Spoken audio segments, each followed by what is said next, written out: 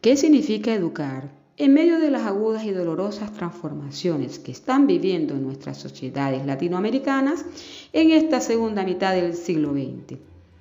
Han pasado más de 20 años y hoy nos preguntamos ¿qué significa educar en el siglo XXI? ¿Hacia dónde apunta la educación? Considerando todas las carencias, abusos de poder, cambios sociales, la velocidad con la que se mueve el mundo, las exigencias del mercado, así como la insatisfacción del hombre y el conformismo que presenta. Debemos detenernos a mirar cuál es la situación actual de la educación. En la actualidad, estar educado representa mayor oportunidad de adentrarse al mundo laboral. Mejor educación significa obtener un mejor puesto de trabajo. Desde esta perspectiva, la escuela es considerada una fábrica de empleados. Se estudia para obtener y desarrollar capacidades útiles al campo laboral. Este tipo de educación se encarga de moldear al hombre de tal manera que acepte concienzudamente dicha clase de educación. Paulo Freire, conocedor de las dificultades, parte de la simplicidad de lo que estaba en sus manos y en los hombres. Romper el silencio, hablar y escuchar y al mismo tiempo permitir que el otro hable y se le escuche. Esta actividad hará posible que nos reconozcamos en el otro como seres carentes, con necesidades, sueños, deseos, molestias, como iguales, como seres que compartimos un mismo espacio y una situación similar. Romper el silencio y dar apertura al diálogo, a la palabra del oprimido, es un parteaguas en el proceso de transformación. Henry Yerus nos habla de la pedagogía fronteriza, que nutre básicamente dos fuentes teóricas, el postmodernismo crítico y la pedagogía crítica. El primero plantea la necesidad de exteriorizar el plano de la comprensión cultural dominante y, en consecuencia, el rechazo de la idea de un sujeto unificado y racional.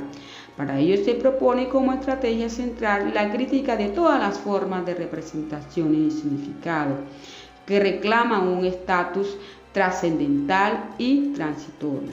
La pedagogía crítica ve la educación como una práctica política, social y cultural, a la vez que se plantea como objetivos centrales el cuestionamiento de las formas de subordinación que crean inequidades, el rechazo de las relaciones de salón, de clases, que descartan las diferencias y el rechazo a la subordinación del propósito de la escolarización a consideraciones económicas. La conjunción de estas dos fuentes teóricas permitió a Henry Yerus formular su planteamiento de las pedagogías fronterizas o pedagogía de los límites. Establece como fines educativos centrales desarrollar formas de transgresión a partir de las cuales sea posible desafiar y redimir los límites existentes, desarrollar condiciones en las que los estudiantes puedan leer y escribir dentro y en contra de los códigos culturales existentes, crear espacios para producir nuevas formas de conocimiento, subjetividad e identidad. Examina el lenguaje de lo ético para comprender cómo las relaciones sociales y los espacios desarrollan juicios que exigen y conforman diferentes modos de respuesta al otro. El contenido educativo en la pedagogía fronteriza reconoce el conocimiento y las capacidades como sus principales contenidos educativos, siempre y cuando permitan o generen las oportunidades de amar, ruido, de ser irreverentes y vibrantes.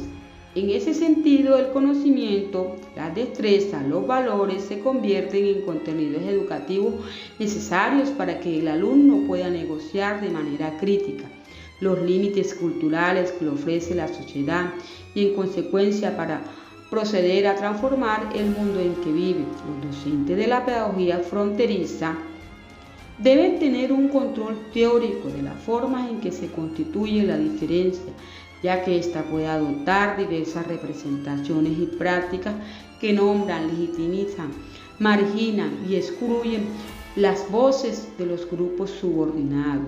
Este control teórico permitirá al docente trabajar los contenidos educativos de manera pertinente para el logro de los fines educativos ya esbozados.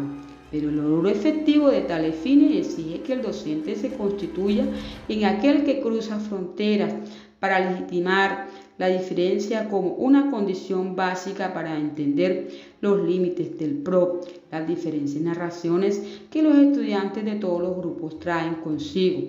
A clase necesitan ser cuestionadas por sus ausencias, lo mismo que por sus contradicciones, pero también entendidas como algo más que una simple mirada de mirar historias diferentes.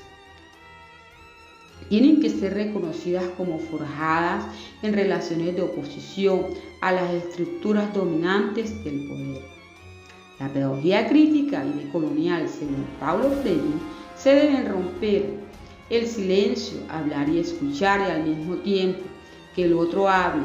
Esto permite que hoy en el campo educativo que los docentes se capaciten, investiguen y transformen sus escenarios educativos, donde el estudiante cuestione su aprendizaje en diferentes niveles de la sociedad, visionando fronteras sociales que puedan forjar su futuro desde las prácticas pedagógicas.